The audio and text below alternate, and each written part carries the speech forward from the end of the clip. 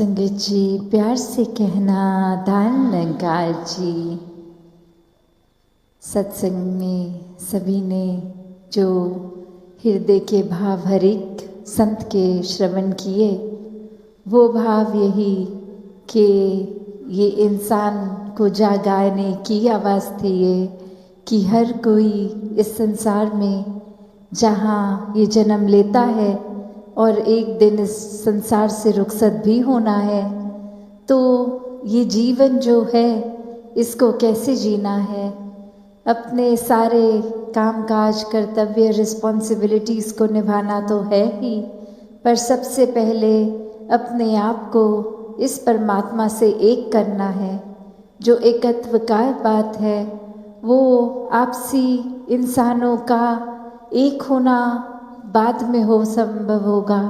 पहले अपने आप को इस परमात्मा से एक कर लें और फिर ये परमात्मा जो हर एक में है, फिर ये एक कॉमन फैक्टर जब इस परमात्मा से एक हो गए, इसको जीवन में बसा लिया, हर पल इसके एहसास में रहे, तो हर एक में इसका निवास, हर जगह इसका निवास, और फिर ये एकत्व पूरे ब्रह्मांड से ये स्थापित हो जाना बहुत ही स्वाभाविक हो जाता है। तो कैसे संतों ने यही सिखाया हमेशा अपने जीवन को इस तरह जी के कि ये परमात्मा ही प्रायोरिटी है, सबसे पहले इसी का आधार लेना है और ये ही है जो हमेशा कायम दायम है। तो अपने मन को भी स्थिर रखना, जीवन को सहज करना है अगर, तो हम ये इंसानों से उम्मीदें लगाएंगे या परिस्थिति के ऊपर अपने आप को डिपेंडेंट रखेंगे कि जब कुछ ठीक होगा तो चैन मिलेगा, जब वो इंसान हमारे जीवन में आएगा तो हमें चैन मिलेगा। नहीं, ये तो परमात्मा ने अपना अस्तित्व इस तरह रखा है कि ये हर जगह स्थिरता से है, ये हर जगह कायम दायम है। तो जब स्थिर के साथ ही अपने मन को जोड़ लेंगे तो ये सुकून भी यहीं से आना है, ये आनंद भी यहीं से आना है। ये फिर एक भाव, इसी के चलाने से हमारा जीवन सुखदायी चल रहा है, चाहे परिस्थिति दुख की हो या सुख, उस समय एक फील हो रहा हो। तो कैसे इस निराकार के आश्रय जो रहते हैं वही वाक्य में ही एक असली जीवन संतों का जी रहे हैं, क्योंकि जब परमात्मा जीवन में आ गया तो हर एक के प्रति आदर, सत्कार, प्यार, प्रीत, ये वो वचन भी, ये वाणी भी विनम्र हो जाती है। एक मधुरता जीवन में है, हर एक तक फिर वो प्यार का भाव ही पहुंच रहा है। फिर किसी को कुछ सेवा भाव, किसी के लिए या कुछ देने से पहले ये मन सोचता नहीं है कि क्या ऐसा करने से मेरा कोई फ़ायदा है या नहीं, पर हर एक के प्रति प्रेम का ही ये भाव है जो ये सेवा भाव भी बन रहा है कि ये परमात्मा से जो प्यार है और सभी में ये परमात्मा है, तो किसी इंसान के लिए सेवा करने का भी भाव इस परमात्मा की ही सेवा है। तो ऐसे ही भावों को जब मन में रखते हैं, और यही शिक्षा कण कण से भी मिलती है कि ये संतों का जीवन हर एक के लिए है, ऐसा ही जीवन हमारा होना चाहिए। जैसे ये सूरज अगर रोशनी दे रहा है तो कोई भेदभाव नहीं कर रहा, ये रोशनी हर जगह के लिए है। वो हम पे है कि हम आंख बंद करें या कोई चीज़ से वो रोशनी को ब्लॉक कर दें तो वो हम तक नहीं पहुंचेगी, पर इसका मतलब ये नहीं कि सूरज अपना काम नहीं कर रहा। ये भेदभाव नदियाँ या प्रकृति की कोई भी ऐसी चीज़ नहीं करती कि हम समाज के किसी एक वर्ग के लिए ही हैं, दूसरे वर्ग के लिए नहीं हैं। ये फल फूल पेड़ अपने लिए नहीं उगाते हैं, ये पक्षियों के लिए, इंसानों के लिए, जानवरों के लिए है। तो अपने लिए ये स्वार्थ होकर नहीं जीवन जीना। ये संतों ने जहाँ सिखाया कि कैसे हम अगर उस तरह भी देखें कि काम जिस चीज़ का जो है वो अपना बखूबी वही काम कर रहा है। अगर हम उदाहरण के तौर पे देखें कि अगर एक पेन हो, कलम हो, वो अगर किसी स्टूडेंट के हाथ में है तो परीक्षा के समय वो एक एग्ज़ाम शीट वही कलम लिखेगा, और जब वो एग्ज़ाम ख़त्म हो गया, अगर वो घर जाकर अपने किसी परिवार के सदस्य को वो पेन दिया जाए जो व्यापारी हो पेरेंट्स में, तो वही कलम चेक साइन करने के काम आएगा। फिर वही कलम है अगर किसी लेखक के हाथ में है, कहानीकार के हाथ में है, तो वो एक कल्पनाओं से बने वो कागज़ भर जाएंगे उस कलम द्वारा। तो बात क्या है इसमें कि क्या वो पेन फ़र्क करेगा कि नहीं, मैं तो सिर्फ तभी चलूँगा जब किसी स्टूडेंट के हाथ में हूँ, पर और किसी के हाथ में होने से मैं अपना कर्म ही छोड़ दूँगा। तो हर कोई अगर ऐसे ही भावों को पकड़े कि अगर इस परमात्मा ने हमें मनुष्य बना के भेजा है तो ये मनुष्यता सच्चा धर्म, इसको नहीं छोड़ना। यही हमारा कर्म है कि हमने मानव का शरीर धारण किया है तो पूरी तरह से ये मानवीय गुणों को अपनाएं। ये फिर कोई हमारे साथ ठीक नहीं है, किसी का व्यवहार ठीक नहीं है, कोई परिस्थिति ठीक नहीं है, उसके ऊपर डिपेंड करके हमने अपने व्यवहार में ये तोड़ बदल नहीं करनी।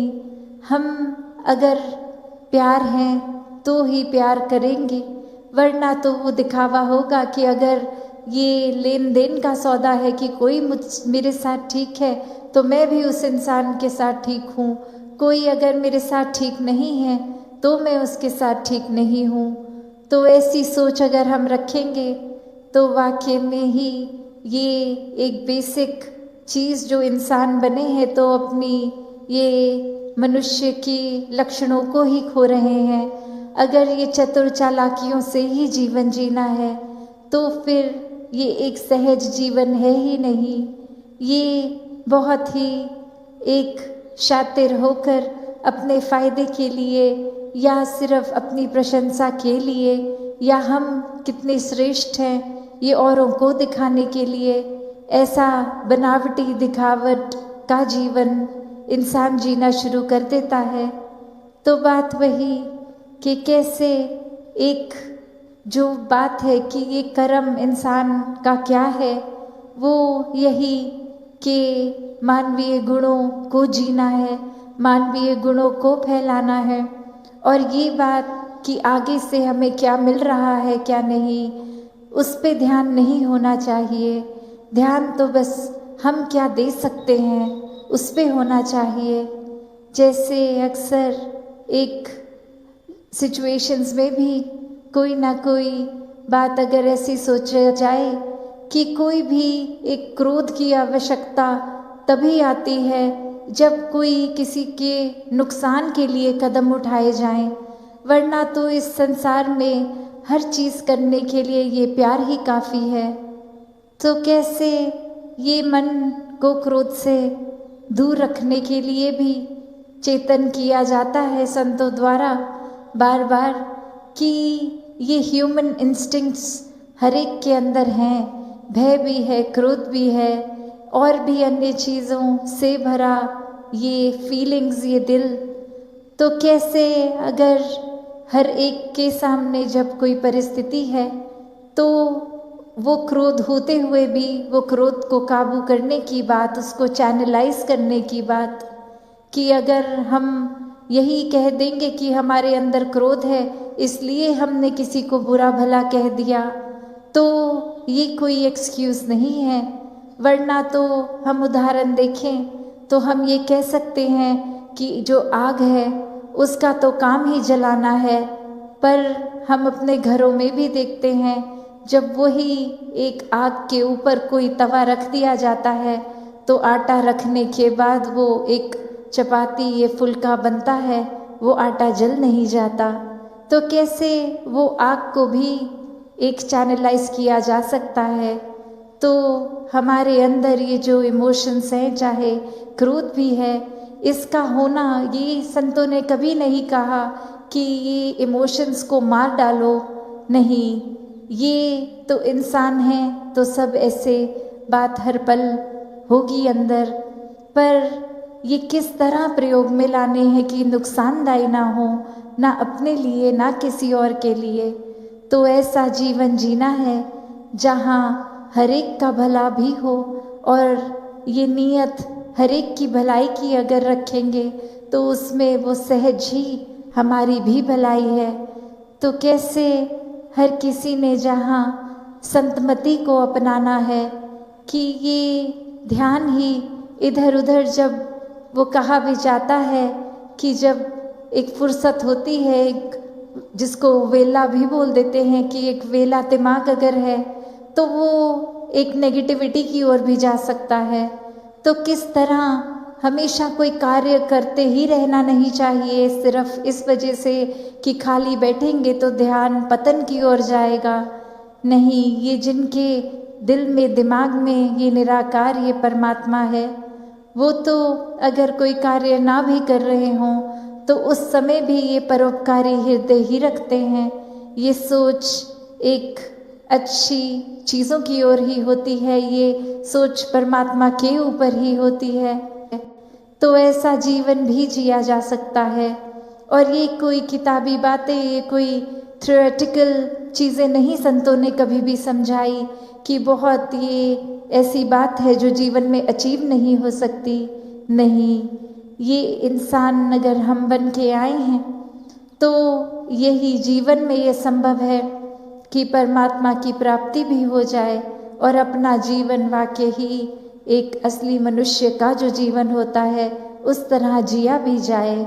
अपने अक्सर जीवन में एक हर एक की कोई एस्पिरेशन होती है, ड्रीम होती है, एक हॉबी होती है, ये कुछ ना कुछ जो मन को एक पॉजिटिव रखता है। उससे कभी भी नहीं कहा गया कि मन उठा लो, नहीं, ये जब कहा जाता है कि सहज अवस्था इस निराकार के आश्रय में रहना है तो इसका मतलब ये नहीं कि अपनी कोई ड्रीम्स नहीं बनानी है। वो बात ये है कि ड्रीम्स बेशक बनाओ, ये सपने सजाओ, उसकी तरफ प्रयत्न करो, पर अगर वो अचीव नहीं हो रहा, वो मिल नहीं रहा, तो उसके बाद अपने मन को इस तरह तोड़ना नहीं है कि फिर ये दुख तकलीफ ही हावी होती जाए और जीवन से सुकून चला जाए। तो ये सुकून तो उस समय भी उतना ही होना चाहिए जब मन में ऐसी कोई इच्छा आ रही है, और उस समय भी होना है जब उस इच्छा पूर्ति के लिए कर्म रूप में हम कुछ कर रहे हैं, और वही सुकून उस समय भी रहना चाहिए जो अगर वो इच्छा पूर्ण ना भी हो पाए तो भी उस हालात में भी। तो कैसे हर किसी ने जहाँ अपने जीवन में जब परमात्मा पा लिया तो सहज ही ये सुकून भी मिल गया। फिर ये कोई प्रयत्न नहीं करने ज़रूरत कि वो एक परमात्मा के आश्रय हैं तो सुकून खुद ब खुद है। फिर एक तलाश सुकून की ख़त्म हो जाती है। जैसे एक अगर प्यासा व्यक्ति है, सिर्फ पानी मिलने तक का ही वो खेल है। एक बार पानी ये होठों से अंदर गया तो प्यास खुद ही मिट गई। उसी तरह ये परमात्मा प्राप्त हो गया तो मन के अंदर प्यार भर गया, सुकून आ गया, आनंद की अवस्था है। फिर एक सुख दुख से ऊपर उठ गए, अपने जीवन को फिर इस परमात्मा के ऊपर ही टिकाकर हर समय की भक्ति करनी ये इंसान शुरू कर देता है। तो दासी और समय ना लेके इन्हीं शब्दों से अरदास हर एक के लिए करेगी कि सेवा सुमिरन सत्संग के साथ हर समय अगर मन टिका है, ये निराकार का विश्वास मन में और पक्का करने के लिए ही ये सहायक होते हैं। तो कभी भी ये हल्के में ना लिया जाए कि बार बार संदेश आता है कि एक सिमरन हर समय करो, जब जब भी मौका मिले सत्संग करो, संतों का संग करो, और हर समय मन में ये परोपकारी हृदय रखते हुए अपने अहंकार को पीछे करके, अपने स्वार्थ को पीछे करके निस्वार्थ होके सेवा करो। तो बात वही कि हर कोई चीज़ इस पूरे संसार में अगर हम उस नज़रिए से देखें तो निराकार से ही जोड़ती है, क्योंकि हर चीज़ में निराकार है। तो कोई भी चीज़ को कैसे उपयोग करना है, वो सदुपयोग करना भी एक चेतनता की बात है, और चेतनता खो के उसी चीज़ का, उस सोच का वो मिसयूज़ करना, एक दुरुपयोग करना भी हमारे ऊपर है। तो जो निराकार का आधार लेते हैं वो अपना जीवन सदुपयोगी जीवन बना लेते हैं। सत्संगत जी, धन्यवाद जी।